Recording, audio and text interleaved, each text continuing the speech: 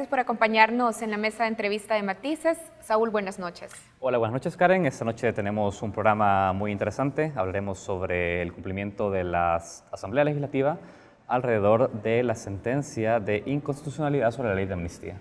Y tenemos algunos elementos que es importante tener en cuenta antes de iniciar esta entrevista. Y es que la Asamblea Legislativa solicitó una prórroga para la aprobación de la nueva ley de reconciliación que sustituirá, como ya lo estabas diciendo, a la derogada ley de amnistía en 2016. La solicitud, tenemos que decir, llega luego de que en la Asamblea, en el Congreso, no se lograra un consenso al pasado 13 de noviembre. Correcto, Karen. Hay que recordar que de aprobarse esa sería la tercera prórroga que la Sala le otorga a la Asamblea Legislativa, luego que en 2018 la Sala de lo Constitucional diera por no cumplida la sentencia emitida en 2016. La última prórroga fue petición de las víctimas que exigieron ser involucradas en los procesos de consulta que realizaba la Asamblea, pero que en la práctica estos procesos que se otorgaron hasta el pasado mes de noviembre no cumplieron con las expectativas de las víctimas. Y esta noche vamos a analizar lo que la Sala de lo Constitucional tiene que decir sobre la labor que ha hecho la Asamblea Legislativa alrededor de esta sentencia. Para esta conversación nos acompaña el magistrado Aldo Cader de la Sala de lo Constitucional de la Corte Suprema de Justicia.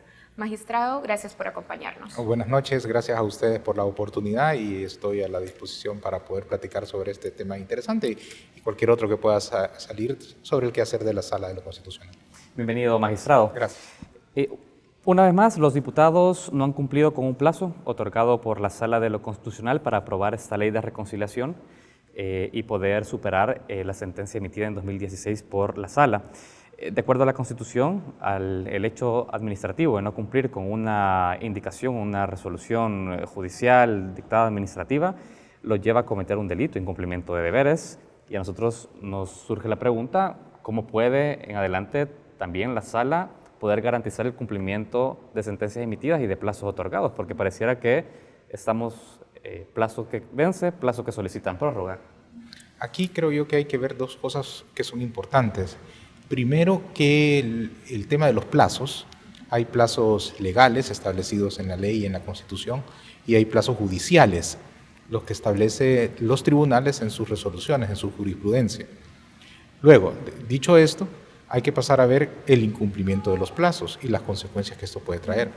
Si bien, a priori, cualquier incumplimiento de plazos tiene alguna consecuencia, también es cierto que este tema no se puede analizar tan fríamente como un aspecto numérico, de decir, bueno, se tenía X días para establecer el cumplimiento, en este caso, de una sentencia, y no se ha cumplido, y por lo tanto debe de haber ya automáticamente alguna consecuencia.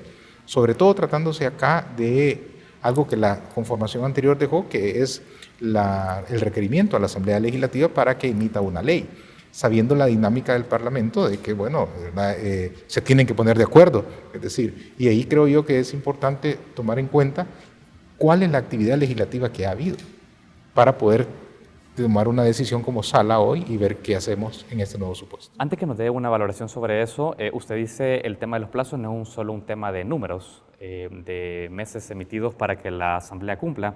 Sin embargo, en 2018, luego de cumplirse 2 años de emitida la sentencia, en la audiencia de seguimiento que la sala anterior a la que usted participa le dio al cumplimiento de ese trabajo de la Asamblea, Florentín Melentes dijo y se preguntaba cuál es el obstáculo principal que tiene como Asamblea para no cumplir con una sentencia dictada hace 2 años por esa sala. ¿Será falta de voluntad, falta de consenso partidario o es que no les interesa el tema? Lo pregunto porque, si bien dice usted, no es un tema solo de números, aquí sí hay una valoración de que no hay, de alguna manera, interés político por emitir una ley que logre resolver este vacío que ha dejado la sentencia de 2016. ¿Usted tiene valoración sobre eso, sobre un tema más bien de fondo, sobre el interés de la Asamblea a este tema? Esas, por lo que creo, esas declaraciones las da en una audiencia de seguimiento. La dinámica de las audiencias de seguimiento es un poco distinta a la dinámica cuando se hace un seguimiento por escrito. Entonces, claro, porque se puede resolver, por decirlo así, en la misma audiencia. Entonces, el magistrado puede, o los magistrados pueden exponer algún juicio de valor que ya implica estar de alguna manera resolviendo. Ahora nosotros, con la información que tenemos, creemos que no es necesario en este momento hacer todavía una audiencia de seguimiento y nuestro pronunciamiento será por escrito. Entonces, por eso yo no podría adelantar el criterio de decir, bueno, ¿Qué vamos a hacer? ¿Ha habido una dejadez, un incumplimiento manifiesto, o si han habido acciones legislativas tendentes a legislar conforme a los parámetros establecidos por la Sala de lo Constitucional en su anterior conformación y que han sido ratificados por la actual Sala de lo Constitucional? Magistrado, ¿usted diría que la Legislativa ha hecho en los últimos 3 años lo que ha pasado desde que fue declarada inconstitucional la ley de amnistía? ¿Trabajo entonces sustantivo orientado a cumplir la obligación de aprobar una ley de reconciliación? Yo creo que ese punto lo vamos a ver hasta esta resolución.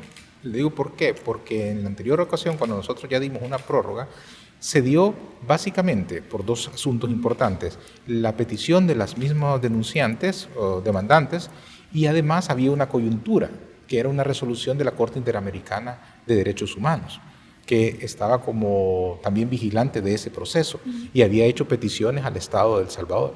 Entonces, por eso nosotros consideramos en esa ocasión prudente acoger la petición de las víctimas, hacer también el análisis de la coyuntura que se estaba dando, y había también una efervescencia legislativa en relación con ese tema, y tomamos la decisión de dar ese nuevo plazo. Ahora nos remiten mucha información a la Asamblea Legislativa de lo que han hecho. Nos remiten 2 proyectos y nos remiten además los atestados, por decir así, de todas las reuniones y todas las actividades legislativas. Eso es lo que nosotros ahora vamos a evaluar, si nos parece a nosotros razonable todo lo que se ha hecho, si está dentro de los parámetros normales de la actividad legislativa, para tomar en consideración si se da un nuevo plazo o no. Magistrado, ¿por qué no han visto conveniente en estos meses hacer una audiencia de seguimiento? Es que en estos casos la audiencia de seguimiento normalmente se puede dar precisamente al final del cumplimiento del plazo. Los denunciantes nos decían, mire, haga una audiencia de seguimiento, y le decíamos nosotros, no podemos ahorita presuponer que algo se está dando bien o mal hasta que no esté el producto. El hasta plazo, que el plazo, digamos, el plazo terminó la claro, semana que ahora recién sí, acaba, el pero noviembre ellos 13. presentan la información que básicamente es la misma que quizás nos dieran de manera oral. Es decir, eso justamente quería preguntarle. Es decir, la sala ha logrado analizar que la información escrita, física, que ha presentado la Asamblea Legislativa es suficiente para no llevar a un proceso oral de audiencia hacia ellos como involucrados. Sí, mire, realmente que solo es, creería yo, la forma de darle seguimiento. Es igual hacerlo por escrito o hacerlo de manera oral. De hecho, la oralidad no está establecida en la ley. La oralidad se ha metido de una manera, como decimos en derecho, supletorio. Lo natural es hacerlo por escrito. Muy excepcionalmente, cuando se advierte alguna circunstancia súper especial, se hace una audiencia. Pero es lo natural resolverlo por escrito. Ahorita vemos que hay información suficiente para poderlo hacer por escrito. No podría tampoco descartar que llegáramos a la conclusión de hacer una audiencia. ¿Está abierto entonces la posibilidad? Sí, está abierta. De hecho, nosotros consideramos que quizás era necesario porque se rumoraba que nos iban a presentar un escrito, pero ahora va el escrito con mucha información de por medio. Entonces decimos nosotros, eso vamos a valorar. Hablemos de elementos específicos. Ya lo decíamos, la Asamblea Legislativa ha solicitado a la Sala de lo Constitucional, a su sala, un nuevo plazo para aprobar la ley de reconciliación. Han dejado a discreción de ustedes el número de días que se les otorgue. En declaraciones que usted daba a la prensa el viernes por la mañana, decía que no podía ser un periodo tan amplio porque justamente han recibido documentación del Legislativo que demuestra que hay avances. ¿Qué avances? Bueno, yo creo que en efecto, cada vez que vamos prorrogando o dando nuevos plazos, uno dice, bueno, hay un trabajo hecho, no se está partiendo de cero para dar un plazo como el inicial, por ejemplo. Esas son algunas consideraciones que estamos nosotros viendo. Y luego hay proyectos que nos han presentado. En una situación anterior se manejaba públicamente que habían 3, 4 proyectos, ahora se han presentado 2. Entonces uno dice, bueno, hayan habido reuniones, a juicio de algunos no las suficientes, a juicio de otros con la metodología que no ha sido transparentada, a juicio de los demandantes sin escuchar suficientemente a las víctimas y a otros actores. Entonces, bueno, pero uno ve que han habido cosas que se han hecho, no es que está todo el campo en cero. Entonces, por eso decía yo que hacía esa consideración inicial de que muy probablemente el plazo no pueda ser un plazo tan extendido como el inicial, porque ya hay trabajo. Ahora, en la resolución de la audiencia de seguimiento, claramente se señalaba que debían incorporarse a las víctimas y a las entidades que representan a las víctimas dentro del proceso de construcción de la ley. Las organizaciones de las víctimas y defensoras de derechos humanos han seguido quejándose y denunciando públicamente las irregularidades en el proceso de consultas que ya hizo la Asamblea. Así es que nos preguntamos, en caso de que se dé un nuevo plazo, ¿cómo garantizar que la Asamblea no siga cometiendo esos errores en el proceso de formación de ley? Ahorita quizás en este aspecto reiterar lo ya dicho en la sentencia y además ver en la documentación que nos han elaborado, que nos han llevado, si ahí aparece constancia de estas audiencias que han hecho y el nivel de estas audiencias, para poder valorar si han sido en verdad reuniones que no satisfacen los parámetros establecidos en la sentencia o si por el contrario sí lo han hecho. Pero para poder hacer este juicio de valor, ustedes también van a tener, en dado caso, además de nutrirse de lo escrito por la Asamblea, hacer también consultas con los denunciantes. Pudiera ser, correcto. De hecho, en muchos procesos así se hace. Cuando se alega algún incumplimiento o tenemos noticias de nosotros, damos audiencia a los involucrados, porque sí es importante tener en cuenta que tenemos que resolver también conforme a documentación del expediente, no solo con lo que se hable, ¿verdad? Entonces, es importante para nosotros documentarnos desde el punto de vista de los denunciantes víctimas, como también desde la Asamblea Legislativa. Y en caso de que constaten de que no hubo un cumplimiento de lo dictado en cuanto a cómo incorporar las víctimas y a las entidades que las representan, ¿hasta dónde llegaría la Sala de lo Constitucional? Para evitar justamente que estemos en este círculo de incorpore a las víctimas, las incorporo, pero no en un proceso necesariamente eficiente. Ese sería un escenario, complicado porque nunca se ha dado una situación hasta ese nivel. Luego también es complicado porque el marco legislativo que tenemos nosotros no establece mayor cosa en relación con la fase de ejecución de sentencias. Este tema de ejecución de sentencias es bastante novedoso dentro de la Sala de lo Constitucional. Y además, si uno ve derecho comparado y tribunales constitucionales de otro país con mucha experiencia y con mucho recorrido, también este tema de mandatos al legislador es un verdadero dolor de cabeza.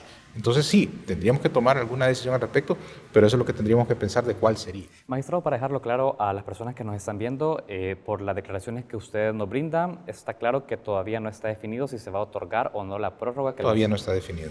¿De qué depende? Depende precisamente del análisis de la documentación, de que veamos nosotros que, ¿verdad?, han habido algunos esfuerzos que serían como los esfuerzos legislativos normales encaminados a elaborar un proyecto de ley, o si vemos que ha habido parsimonia, si ha habido algo de inactividad legislativa, entonces nosotros de esos aspectos va a depender el que podamos o no entregar un nuevo plazo. Pero de facto hay una prórroga, primero porque no se cumplió el plazo definido, pero además porque es evidente que en la Asamblea Legislativa no hay un consenso político respecto a la aprobación de una u otra iniciativa. Y sobre eso ustedes, ¿cómo interviene ahí el órgano judicial para decirle a los actores políticos pónganse de acuerdo en una propuesta única? Además, es que eso es precisamente lo complicado del requerimiento o el mandato al legislador. Porque igual se pueden dar en otros casos como omisiones al legislador cuando el legislador omite establecer, por ejemplo, una ley que le señala la Constitución. Se le puede poner un plazo y decir, hágalo, pero ¿y si no se ponen de acuerdo? Y si una fracción quiere esta redacción y otra fracción quiere esta otra redacción, entonces el tema es bien complicado. Queda la creatividad a veces del Tribunal Constitucional razonando y motivando su decisión, siempre volteando a ver el marco constitucional que nos dé de hasta dónde uno puede llegar. A veces se han dado cosas como revivir leyes, es decir, mire, para mientras se da esto, este es el marco que va a regir. En otros países hay algunas sentencias que establecen que habían sido declaradas. Sí, a veces se establece eso, se mantiene. Por ejemplo, la ley de amnistía. Por ejemplo, bueno, pero en este caso, con la resolución anterior se dejó vigente la Ley de Reconciliación Nacional. Claro. Y esa también es algo que debemos de tomar en cuenta. No es que ahorita haya dentro de las vacío, posibilidades, solo para que nos quede claro, no cabe dentro de las posibilidades que la Sala de lo Constitucional entonces vaya sobre su propio criterio a la revisión de la inconstitucionalidad de la ley de amnistía. Eso sí, definitivamente. Eso definitivamente no.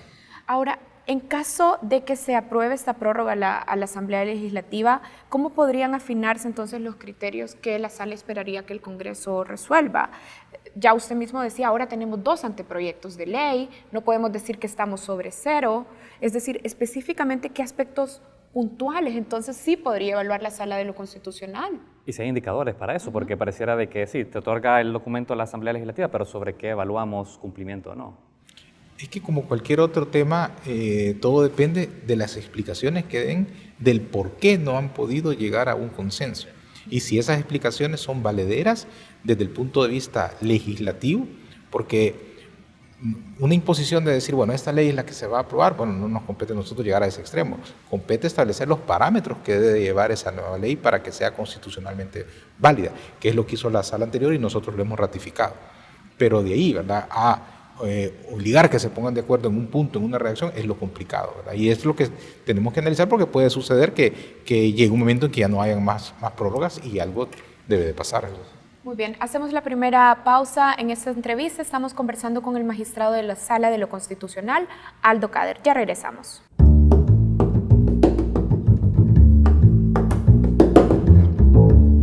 Continuamos en Matices. Esta noche está en nuestro estudio Aldo Cader, magistrado de la Sala de lo Constitucional. Karen, esta noche estamos analizando el incumplimiento de la Asamblea Legislativa a la sentencia emitida por la Sala en relación a legislar luego que en 2016 se declarara inconstitucional la ley de amnistía. Magistrado, Arena, PCN y PDC han propuesto dentro de la discusión en la Asamblea Legislativa un anteproyecto de ley de reconciliación donde los crímenes de guerra y lesa humanidad cometidos en el conflicto armado sean sancionados, y dicen, con una pena que oscile entre la tercera parte del mínimo hasta el mínimo de la pena de prisión, siempre y cuando los procesados reconozcan su grado de participación, pidan perdón a las víctimas y colaboren con el esclarecimiento de los crímenes. Nos preguntábamos si esta disposición que ya la Asamblea emite, una voluntad política de hacerlo, cumple o no con parámetros de la sentencia emitida en 2016. Es que es bien difícil, ¿no? La población debe de entender que nosotros no podemos ahorita estar avalando como borrador ninguna disposición que haya. Nosotros ahorita solo nos tenemos que remitir a los parámetros que se dijeron en la sentencia. Si hay ahorita algún borrador que establezca algo que la ciudadanía, los involucrados creen que no cumple con los parámetros de la sentencia, es lo que nosotros en su oportunidad, cuando nos remitan lo aprobado, vamos a tener que tomar una decisión. Pero hasta que algo ya esté aprobado. Ahorita nosotros no podemos a priori estar emitiendo una opinión en relación con un borrador. Hasta que la Asamblea apruebe y hay un producto final ya aprobado por la Asamblea Legislativa, nosotros ahí es donde vamos a tener la palabra para decir cumplió o no cumplió, y si no cumplió, volverla a hacer. Pero si una parte del consenso político está de acuerdo, son 3 partidos políticos que dominan el arco en la Asamblea Legislativa en este momento y dicen, nosotros consideramos de que la pena a los involucrados tiene que oscilar entre la tercera parte del mínimo hasta el mínimo de la pena en prisión, siempre y cuando reconozcan el delito, ahí ya hay un mensaje político que surge en la discusión sobre cumplir o no una sentencia. Entonces la pregunta, entiendo su punto también sobre no poder emitir sobre este punto, pero ¿podría abonar este criterio ahorita, en este momento, a la discusión legislativa, si cumple o no lo que ustedes esperan de ellos? Pero vuelvo a insistir el punto, es decir, esa expresión política o ese consenso de algunos partidos políticos, todavía para nosotros, como órgano judicial, en este caso como Sala de lo Constitucional, no es algo oficial, no es algo válido. Para nosotros lo válido va a ser hasta que esté aprobado. Y frente a lo aprobado, nosotros tendremos que tomar una decisión. Lo que sí yo creo que la Sala de lo Constitucional y la gente debe saber es algo importante. Ya se reiteraron los compromisos de la ejecución de la sentencia. Primero, bueno, no solo no podíamos ir nosotros como nueva conformación a modificar la ejecución de una sentencia. Eso no lo podíamos hacer. Independientemente de si estábamos de acuerdo en el 100% de la sentencia que dictó la anterior conformación, nosotros no lo podíamos modificar. Y encima de eso, que no era necesario, pero lo reiteramos. Es decir, que fue como un doble candado, ¿verdad? Es decir, no solo no nos salimos de esa jurisprudencia porque no lo podemos hacer, estamos ya ejecutando, y además lo reiteramos.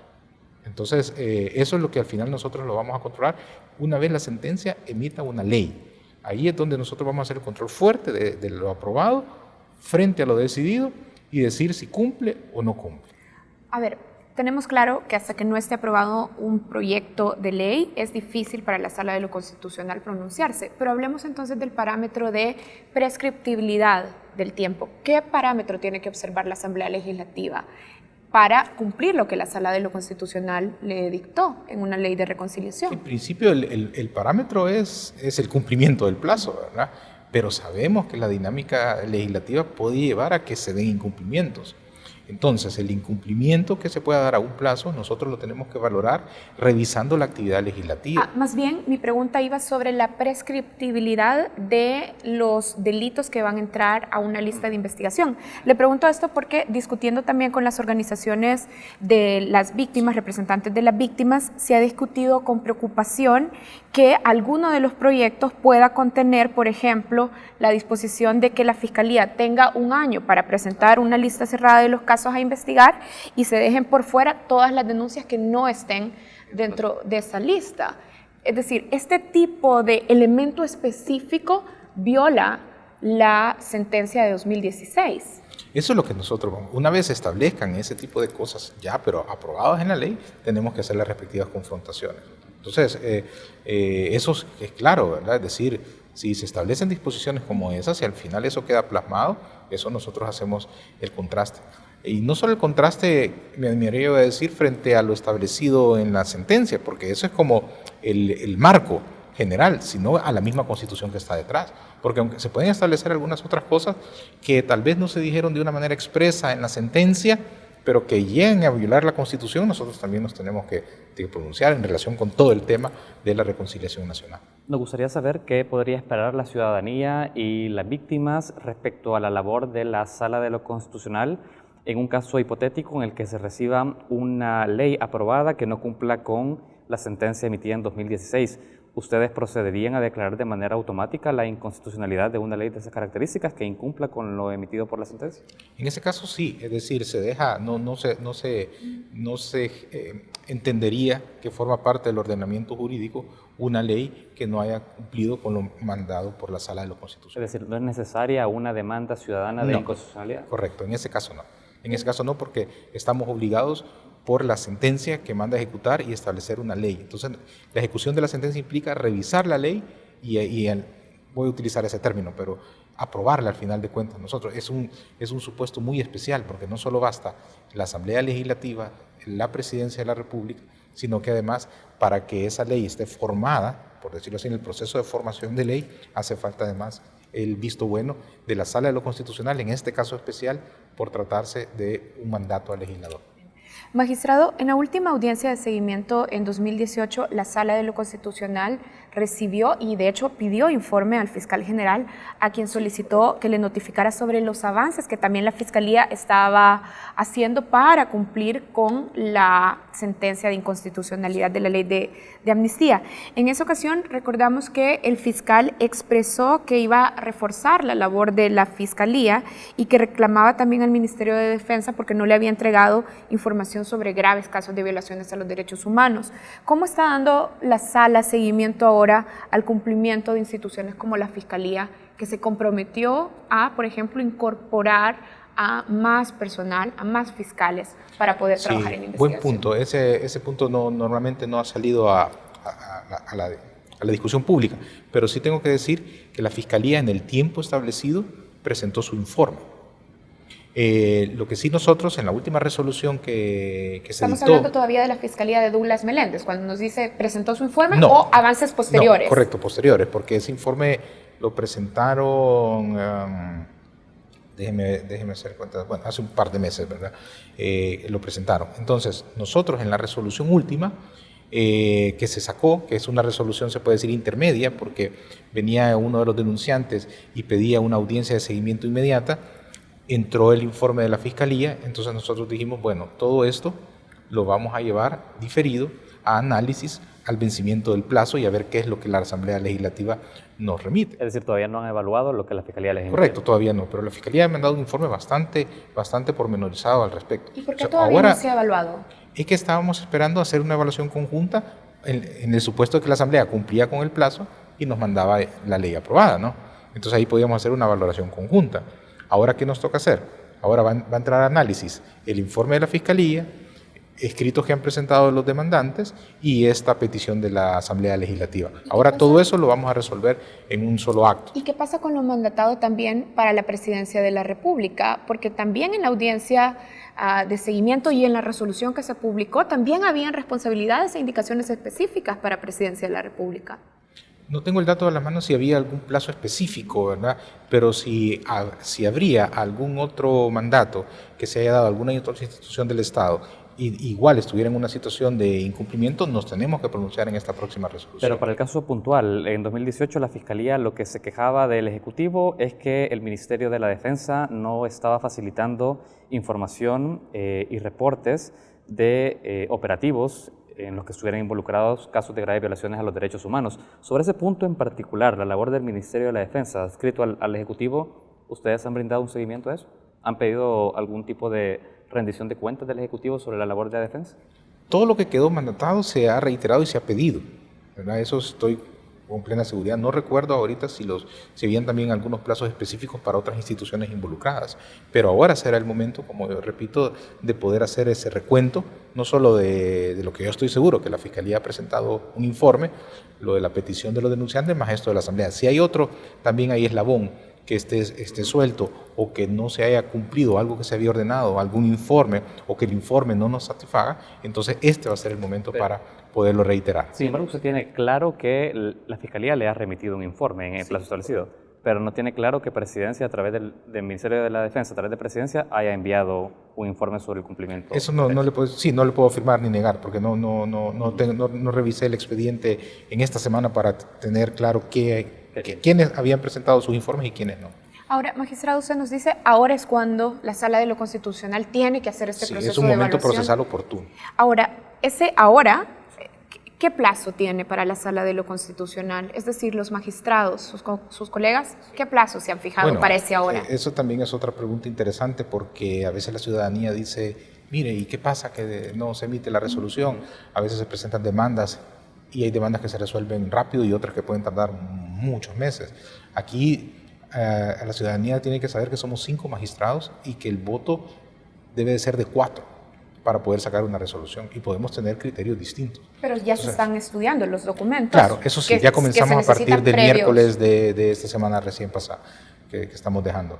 Entonces ya lo agendamos y ya tuvimos una primera reunión sobre eso y estamos comenzando a construir también los análisis jurídicos para ver si estamos de acuerdo al menos 4 de 5. Entonces eso creo yo que es importante, porque a veces cuesta. Imaginémonos que es un tema de esta naturaleza. 2 magistrados dicen que no hay que dar prórroga, 2 magistrados dicen que sí, y otro magistrado dice alguna otra opinión ahí, digamos, ecléctica o intermedia. Bueno, tenemos 2 votos y 1 voto, y se necesitan 4, y no hay mecanismo para desentrampar. La ley no establece ni la Constitución qué pasa cuando en Sala de lo Constitucional no hay 4 votos para tomar una decisión en estos temas.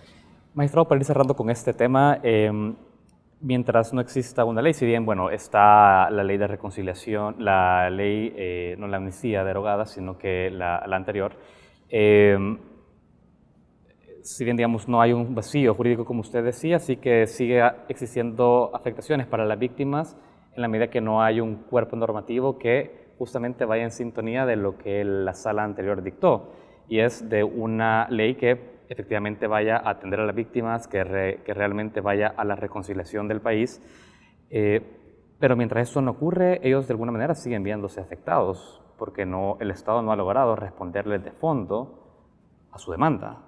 ¿Quién, digamos, es el Estado el que ha estado paralizado para responderle a la gente? ¿Cómo se resuelve este punto? Porque además hay derechos que no están garantizados en este mismo momento. Sí, no, de hecho es por eso en realidad la urgencia y la importancia de este tema, porque si bien la sala anterior deroga la ley de amnistía, deja vigente la ley de reconciliación, que tenía, a juicio de la conformación anterior, algunos aspectos interesantes y algunos aspectos positivos, como tomar en cuenta el informe de la Comisión de la Verdad, judicializar esos casos, pero no era una ley tan completa como ahora se vislumbra esto de la justicia transicional. Entonces sí, es una deuda que como país tenemos, de que mientras no haya una ley con los parámetros que dijo la sala, que me parecen a mí parámetros muy buenos, muy completos, mientras no haya una ley de esta naturaleza, estamos como país en deuda. Magistrado, le hago una pregunta final. La Corte Suprema de Justicia, hablando también de una comunicación que recibimos el viernes pasado de la Sala de lo Constitucional, la Corte Suprema de Justicia había pedido a la Sala de lo Constitucional que conociera, en el caso del Instituto de Acceso a Información Pública, que pidió que se le entregaran las versiones de los informes de la sección de probidad. La Sala de lo Constitucional publicó el viernes ya una resolución en la que decía que no iba a conocer esta petición. ¿Cuál es el estado entonces? ¿Qué va a pasar? ¿Qué recomienda la Sala de lo Constitucional en este caso? En este caso, en esencia, lo que dice la Sala de lo Constitucional es que las competencias que tiene la Sala solo son las derivadas de los procesos de amparo, inconstitucionalidades y habeas corpus. Que esto que está en el artículo 235, que funcionarios civiles y militares juran cumplir la Constitución y juran desatender cualquier acto, ley, cualquier actuación en términos generales que crean que es contraria a la Constitución, lo que se dice es que eso no está generando una nueva competencia para nosotros como un proceso autónomo y que cualquier funcionario automáticamente va a decir que a su criterio algo no cumple con la Constitución y lo va a desatender. Lo que estamos diciendo es que esa defensa que el funcionario va a hacer de la Constitución, diciendo que algo que le están obligando a hacer no cumple a su criterio con la Constitución, entonces la manera de hacer valer esa defensa es instar las vías judiciales establecidas dentro de la misma Constitución, ya sea a nivel, por ejemplo, contencioso administrativo o a nivel de la Sala de lo Constitucional. Es decir, la sección de probidad debería de ir ante la Sala de lo Contencioso Administrativo. En este caso era la Corte, porque la Corte es la que recibió la resolución final del Instituto y de hecho así hizo la Corte.